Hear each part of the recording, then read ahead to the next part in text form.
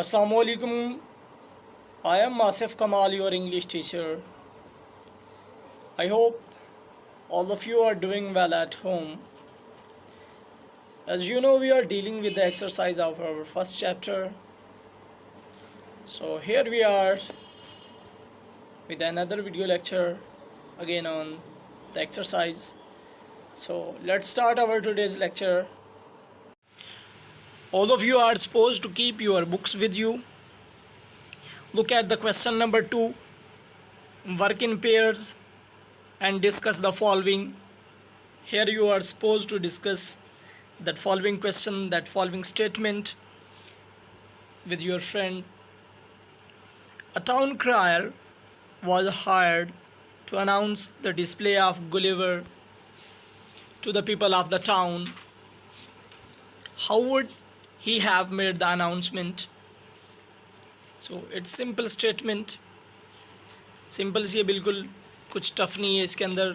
Simple इतना सा पूछा गया है आपसे कि जब गांव के अंदर वो जो वहाँ पर ऐलान करने वाला होता है उसको इनके हायर किया गया, किराए पर लिया गया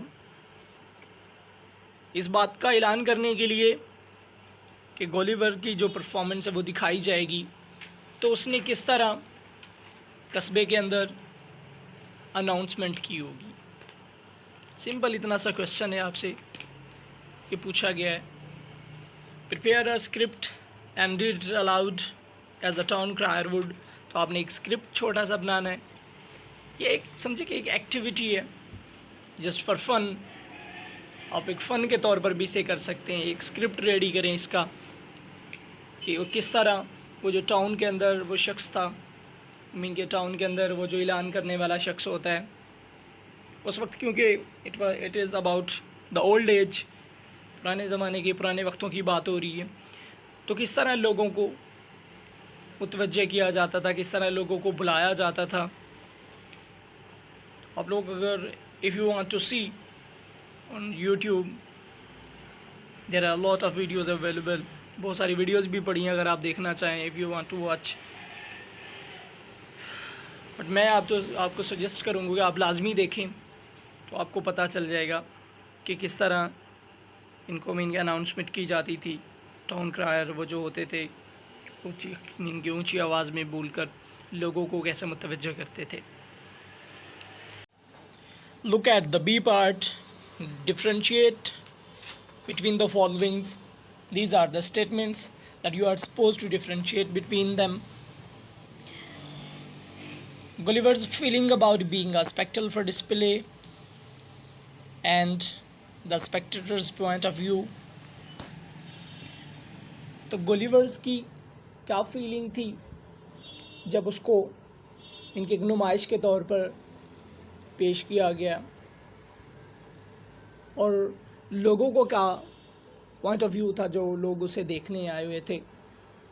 first of all, when an old man was seeing him, Gulliver was feeling happy because the eyes of the old man was making him laugh loudly.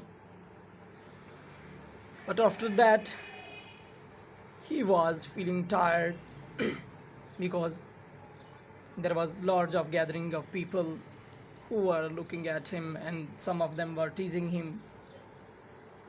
And on the other hand, the people that were there as a spectator, they were thinking that it is an animal of about 6 feet long, which has all the characteristics and traits of a human being.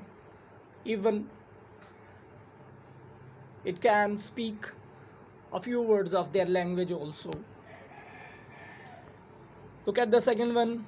The boy's feeling on being scolded and Gulliver's feeling on the occasion.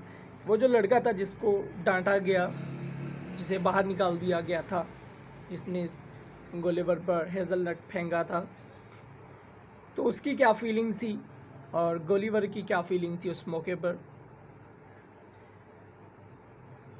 I think the boy was disheartened because he was there to watch the display of Gulliver. But on the other hand, the Gulliver was feeling satisfied because her little nurse was there to take care of him. फिर third one है हमारे पास Glumdalclitch and her father's attitude towards Gulliver. तो Gulliver की तरफ लड़की जो छोटी लड़की थी और उसके जो फादर था उसका क्या एटीट्यूड था.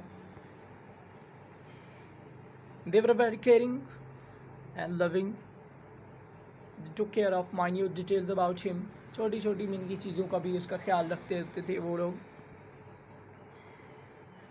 And they also tried to save him from that boy who had thrown a hazelnut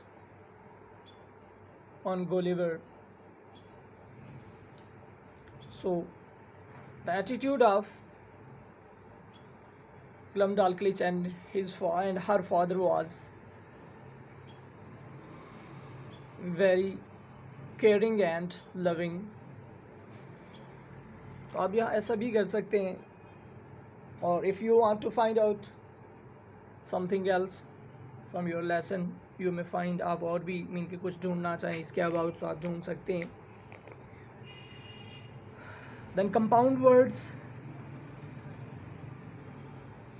The vocabulary of a language is enriched in many ways, borrowing from other languages, creating new words, and adding prefixes and suffixes are some of them.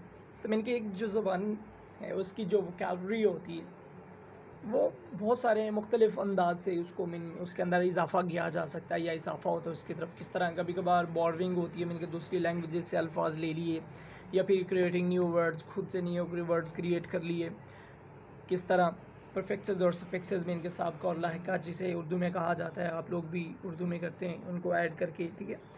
New words are also formed by joining two words already existing in the language. तो कुछ words इस तरह भी होते हैं कि वो जो ऑलरेडी एग्जिस्ट कर रहे होते हैं लैंग्वेज में उनको आपस में क्या कर दिया जाता है, ज्वाइन कर दिया जाता है. Here are some examples from the text. sackcloth, nobleman, schoolmistress, hazelnut, market day, innkeeper, dim-sighted, good-natured. So these are the examples of compound words from your text. Basically compound words के बारे में बताता है कि क्या क्या कौन कौन से हो सकते हैं. Compound words can be noun, adjectives and verbs.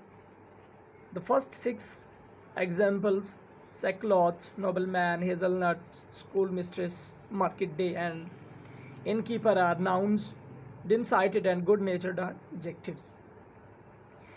Compound words may be written as one word, headache and flashlight. तो इनको एज ए वन वर्ड भी लिखा जा सकता है क्योंकि कंपाउंड वर्ड्स क्या होता है कि दो अल्फाज का मजमू है ना, कि दो को मिलाकर एक वर्ड बनाया जाता है. उसके अंदर हम प्रीफिक्स या सफिक्स ऐड कर देते हैं.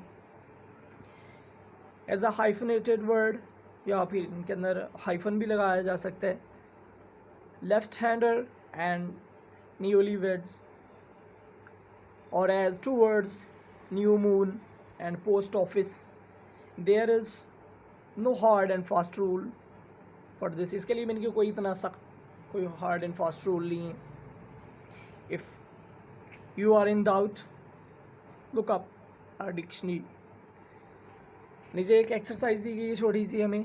Make compound words by selecting a word in oval A and finding a word in oval B to go with it.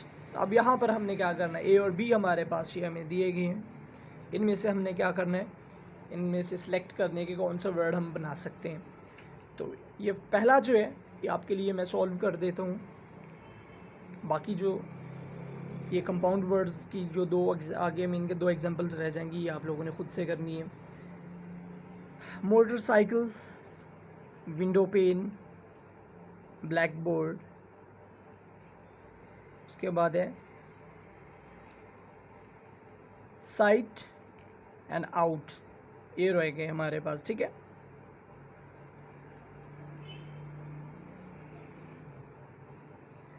Next है हमारे पास ए और बी, ये जो दो, इनको भी आपने इसी तरह करना है, इन्हीं में से मीन के इनको फाइंड आउट करना है और सॉल्व करना है आप लोगों ने।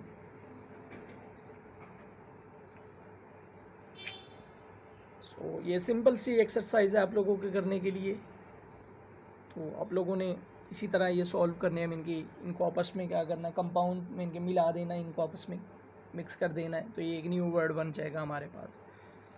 सो टेक केयर ऑफ़ योरसेल्फ, अल्लाह हाफिज़।